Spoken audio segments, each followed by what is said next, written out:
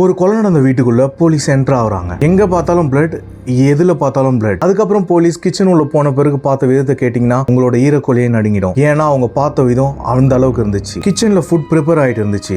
என்னடா சமையல் சொல்லிட்டு அதை ஓபன் பண்ணி பார்த்தா மனுஷங்களோட உடல் பாகங்கள். அதுக்கப்புறம் கிச்சன்ல இருந்து டைனிங் டேபிளுக்கு வந்து பார்த்தா ஒரு நேம் கார்டு போட்டு டைனிங் நடந்துட்டு இருக்கு. இந்த ஒரு கேஸ் ஒட்டுமொத்த ஆஸ்திரேலியாவுமே கதி கலங்க வச்சுது. இந்த ஒரு வீடியோவை நீங்க ஃபுல்லா பாருங்க. கிளைமேக்ஸ்ல மரண ட்விஸ்ட் காத்திருக்கு. என்னோட பேர் Vignesh. I like you mysteries என்ற சேனலை சப்ஸ்கிரைப் பண்ணிக்கோங்க. ஒரு ஹாரர் மூவிக்கு மேல பயங்கரமான கிளைமேக்ஸ் கொண்ட விஷயம் தான் இந்த ஒரு ரியல் கேஸ். 2000 நடந்த இந்த ஒரு கேஸ் இன்னைக்கு வரைக்கும் எக்ஸ்பர்ட்ஸ்லாம் இந்த கேஸை பத்தி பேசிட்டு இருக்காங்கன்னா பாத்துக்கங்களா இந்த ஒரு வீடியோ எப்படி இருக்கும்னு சொல்லிட்டு. கேத்ரின் கைட் இந்த ஒரு பொண்ணு ஆஸ்திரேலியா வாழ்ந்த ஒரு நார்மல் உமன். வெளியே பார்க்க ஒரு சாதாரணமானவா இருந்தாலும் ஆனா உள்ளுக்குள்ள பயங்கரமான ஒரு விஷத்தன்மை கொண்டவங்க. கோவம் வந்தா கண்ட்ரோல் பண்ண முடியாது. அவங்க என்ன பண்றான்னு அவங்களுக்கே தெரியாது. புருஷன் அடிக்கிறது, குழந்தைங்களை டார்ச்சர் பண்றது, அசிங்கமா பேசுறதுன்னு சொல்லிட்டு அவங்க வாழ்க்கை வெளியே எப்படி இருக்குதோ ஆனா வீட்டுக்குள்ள நடக்கிறது டோட்டலி வேற. ஜான் பிரின்ஸ் இவர் யாருன்னா இந்த கேத்ரின் நைட்டோட புருஷன். இவங்க ஒரு சைடு இருந்தாலும் ஜான் ஒரு சைடு வாழ்ந்துட்டு இருக்காரு. ஏன்னா ஜானுக்கு கல்யாணம் ஆயிடுச்சு, ஒரு குழந்தை இருக்கு, லைஃபை மேல கொண்டு போகணும், குழந்தைக்கு ஒரு நல்ல ஃபியூச்சர் கொடுக்கணும்னு சொல்லிட்டு என்னதான் சண்டைகள் இருந்தாலும் இவர் ஒரு லைஃபை பார்த்துன்னு போயிட்டே தான் இருக்காரு. ஆனா கேத்ரின் அப்படி இல்லை.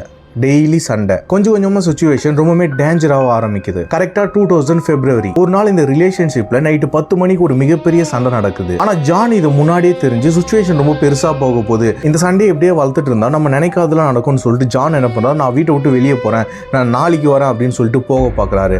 ஆனா கேத்ரின் நைட் சுத்தமா விடல, நீ இங்க தான் இருக்கணும் அப்படின்னு சொல்லிட்டு சண்டை போட ஆரம்பிக்கிறாங்க. அதுக்கப்புறம் ஒரு மிகப்பெரிய சண்டை நடந்து முடிஞ்சு ஜான் அவர் பெட்ரூம்க்கு தூங்க போறாரு. அன்னைக்கு நைட் தெரியாது ஜானுக்கு இதுதான் என்னோட கடைசி நைட்னு சொல்லிட்டு. அன்னைக்கு நைட் ஜான் நல்லா தூங்கிட்டு இருக்கும் போது ஒரு பெரிய கோடாலியால கேத்ரின் ஜானோட தலையை நசுக்குறாங்க. இதோட ஜானோட உயிரும் போகுது. அடுத்த நாள் இது நியூஸ்ல ஸ்ப்ரெட் ஆக ஆரம்பிக்குது. ஜான் பத்தின விஷயம் வெளியே தெரிய ஆரம்பிக்குது. போலீஸ்க்கும் தெரிய வருது. அடுத்த நாள் டைமிங் ஒரு 10ல இருந்து 10:30 இருக்கும்னு நினைக்கிறேன். போலீஸ் வீட்டுக்கு வராங்களாம் இன்வெஸ்டிகேஷன் பண்ண ஜான் எங்கன்னு கேட்க. அப்போ வரும்போதுதான் யாருமே எதிர்பார்க்காத விஷயம் இந்த வீட்டுல நடக்குது. அந்த சீனை பார்த்த போலீஸ் இன்னி வரைக்கும் அந்த மாதிரி ஒரு டிஸ்டர்பிங்கான விஷயத்தை நான் பார்த்ததே இல்லை அப்படின்னு சொல்றாங்க.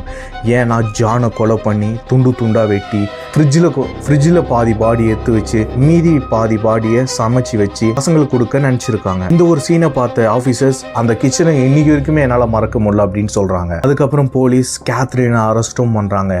ஏன் இப்படி ஒரு வெறியா கொலை பண்ணீங்க அப்படின்னு கேட்டதுக்கு அதுக்கு கேத்ரின் இல்லை, அவர் என்னை சும்மா திட்டிகிட்டே இருக்காரு, எனக்கு ஒரு கட்டத்துக்கு மேலே ரொம்ப கோவம் வந்துச்சு, அதனால நான் அவரை பயங்கரமாக கொலை பண்ணிட்டேன் அப்படின்னு சொல்கிறாங்க.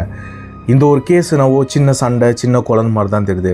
ஆனால் போலீஸ் அந்த வீட்டில் நடந்த விஷயங்களை பார்க்கும்போது இது நார்மல் ஒரு கொலை கிடையாது, இது ரொம்ப ஒரு ஆக்ரோஷமாக இதை யாருமே செய்ய முடியாத ஒரு விஷயம்னு சொல்லிட்டு கேத்ரினுக்கு ஆயுள் தண்டனையும் கொடுத்துட்றாங்க. இந்த ஒரு கேஸ் இதோட முடியுது. இந்த ஒரு வீடியோ உங்களுக்கு பிடிச்சிருந்தா சேனலை மறக்காமல் சப்ஸ்கிரைப் பண்ணிக்கோங்க.